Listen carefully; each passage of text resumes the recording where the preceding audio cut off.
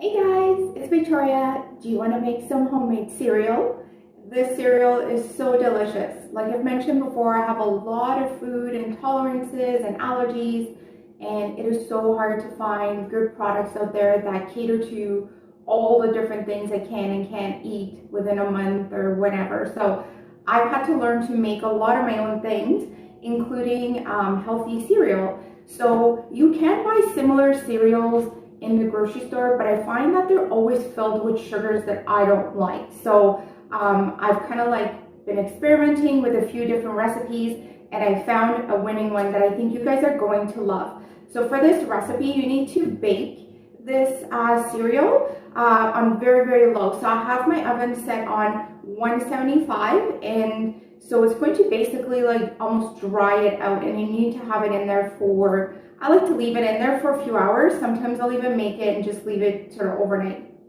But let's get started, and then you guys can actually add a lot of things into this as well if you like. So you can kind of experiment with it your way and then let me know how you guys like your version of it. So I'm going to make the basic base version of it that is very allergy friendly. So we're going to be using oats. We're going to be using almond flour. Now, instead of the almond flour, you can actually just use rice flour, regular flour, whatever kind of flour that you like, or you can even just not even use it. But the purpose of the flour, it gives it a little bit more of a crunch and a clustery texture to it. So it's completely optional. I'm going to put in some flaxseed. I have some coconut brown sugar and some cinnamon, and my favorite thing in the world, which is pure maple syrup. It's the healthiest kind of sugar that you can consume on a large amount. I find everything else is like, don't have it too much of this, it causes that. Don't, you know, there's all these restrictions with all the other sweeteners, including honey, because you're not even supposed to have honey more than a couple of tablespoons a day. So really good for you, but you can't overuse it and then have opposite effects of what it's supposed to do. So let's get started. So I just have a bowl here, and it's super easy. You're just gonna add everything right into the bowl. Nothing fancy. There's my flax.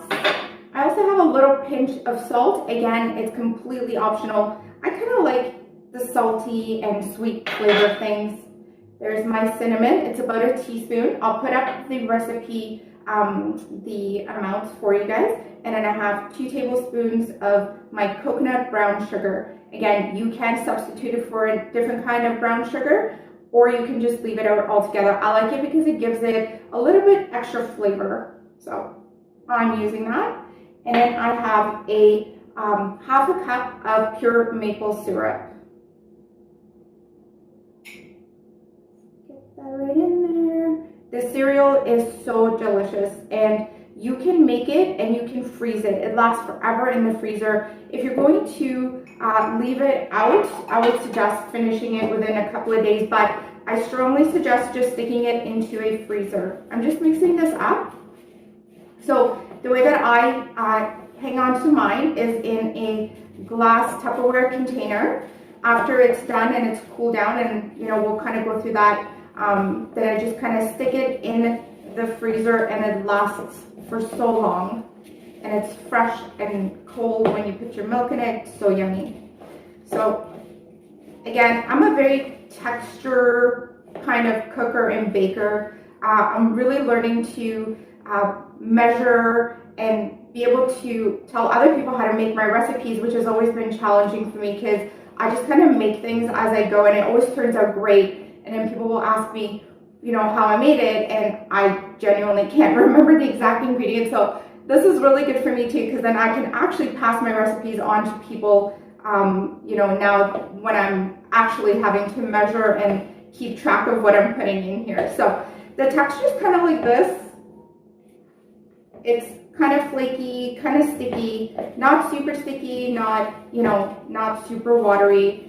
So there it is like that. So now this is the fun part. You can add in whatever you like at this point. Almonds are delicious in here. Walnuts are delicious in here. Any types of seeds, fruit, you know, dried nuts, dried fruits, cranberries, anything you like in those, you know, super expensive cereals that you buy in the health food aisles. you can make your own combination. And this is so delicious. So I'm just going to transfer this over to a baking sheet, cover it with some parchment paper, and I'm going to bake it for a few hours until it's nice and dry. And then I'll show you guys what it looks like once I take it out.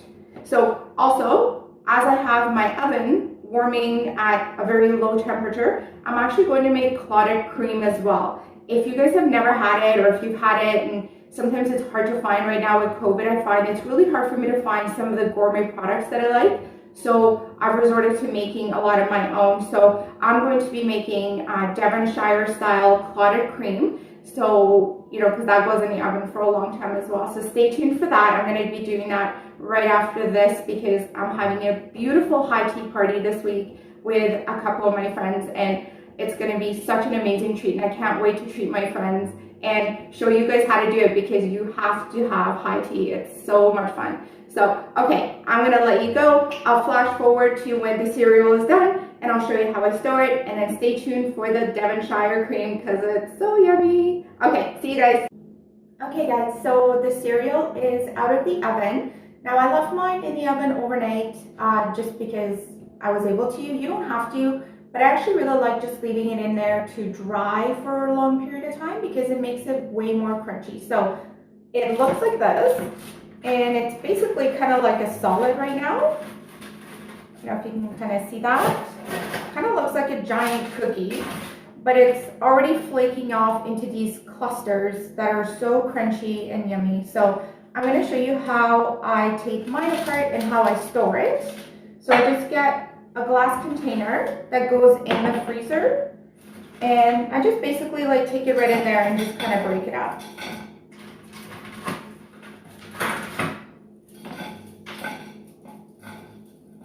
It just comes out in these beautiful clusters that are so crunchy in milk.